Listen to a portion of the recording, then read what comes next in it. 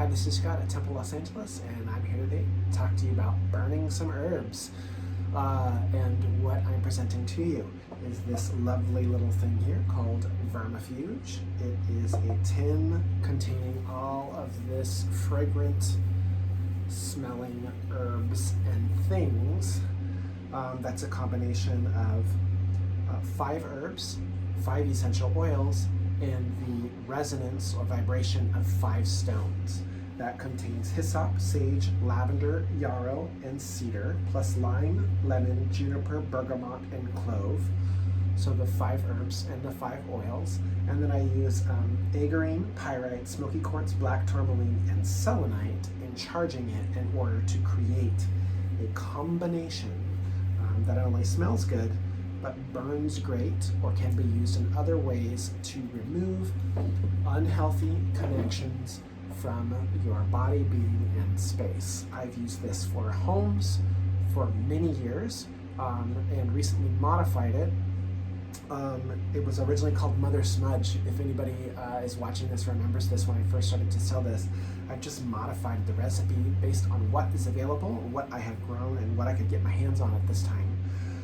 This was inspired in part of the changes by a class I took at the Temple of Witchcraft with Christopher Pensack, and we talked about some of those burning herbs, and I looked at some of the things that I already do, and this particular essence that I wanted to sell again, and made a few changes based on the journey after education and thinking and sitting with it. What would work for us right now at these times? I did a ritual with this one and some journey work with this one, and this is charged well. This is quite a potent mixture, and these are the ways that it can be used. So what I like to do is, if you have the little cauldron set up, like I do, I got this one from our friends at Neon Altar. Thank you, Susie May. And I have a charcoal burning inside there. I take a small pinch. You never have to go crazy with these things, right? I take a small pinch of the herb like this, put it onto the hot burning charcoal in this heat-proof container. There's a string attached to mine because it gets a little hot. And I use this smoke that you see wafting before you to move through my body, my aura, with the intention of removing any unhealthy connections from my body, from my energy, from my mind, from my spirit.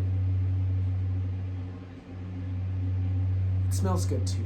It smells better when you first open it up because the essential oils are in it, but when you burn those things, they can burn a little bit acrid. That's the reason I put lavender in the mix, to give it a better smell for you. So the second way that you can actually burn this is if you have a shell or other container. You do not need the charcoal, which, as you can see, has put off a lot of smoke. That's the reason I'm saying to use a little bit of it.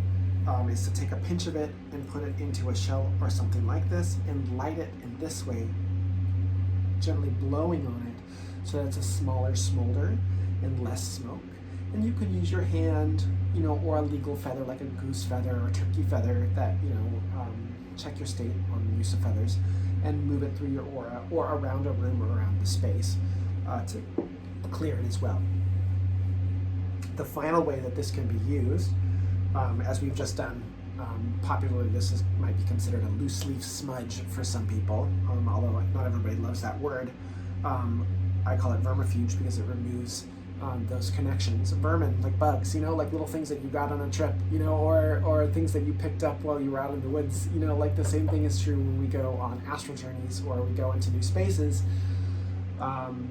And we do magic, or we're just minding our own and having tea, right? Things can sometimes attach to us, and it's not necessarily malevolent, but it's not necessarily that they belong in our body and they're healthy for us. So this is one way to remove those connections from our body or from a room or a space that we're in. So if you're doing a house cleansing, you want to clear out a room. Some people don't like white sage, and so I did not include that in this one. This is a way to gently disconnect and remove all of those unhealthy energies. You can use a broom, your besom, and you can sweep them out the front door so that they're no longer with you. It's a gentle cleanser as a smoke. It can be used in journey work. I had a friend use this who did a ritual initiation, and I've heard from other people who have used it to go deep and look at relationships and things that might be no longer healthy for them, and address whether they are or not. I think some of the spirit energy that's associated with this can take us really deep into the green of our soul, to ask what we're rooted in, and what is connected to us, and whether or not we wish to keep that or retain that connection. And this herb can help for us to release those things that way as well. The other way that this can be used is like a bath. So what I would do is I would take maybe a good handful of this, and I'll give you a little example of that, right? There we go, good handful of that. And I would take, that's about a third to half of this tin, and you can boil that in water, right? Don't microwave it. Boiling water, about a gallon, until it's steeped to like a dark color, like a tea. Don't drink it. You can take and go into a shower once it's cool enough for you to do so, and pour it over the top of yourself. Sometimes I like to add a pinch of sea salt and a pinch of Epsom salt to that and let it dissolve before I do it while the water's hot. Before I let it cool down and pour it over my body, to help snap or cut away those connections that might be there. After I've done like a really extensive healing work, I've seen a lot of clients, it's a good weekly, taking a pinch of this herb, a pinch of salt, dissolving them and then pouring over my body to release those connections is also a great way to do that.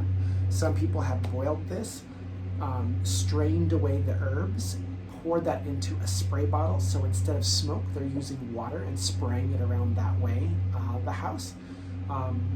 So you sometimes want to wipe that up or mop it up afterwards. It doesn't generally make a lot of water, depending on the spray bottle that you're using, but you do want to take the water and move it out in the same way that you would sweep or brush away with a smudge stick. So vermifuge of 5 agreements, 5 stones, 5 herbs, and 5 essences to create this mixture, which you can use to gently remove any connections that you have, or any psychic or astral bugs you may have picked up in your magical work from your space. Or you can take it deeper and use it as a way to trance down and go into the world below and ask yourself to look at your shadow. What's there? Who's it connected to? And is it serving me? What am I learning from it? It's a powerful blend. I love it, but it's friendly.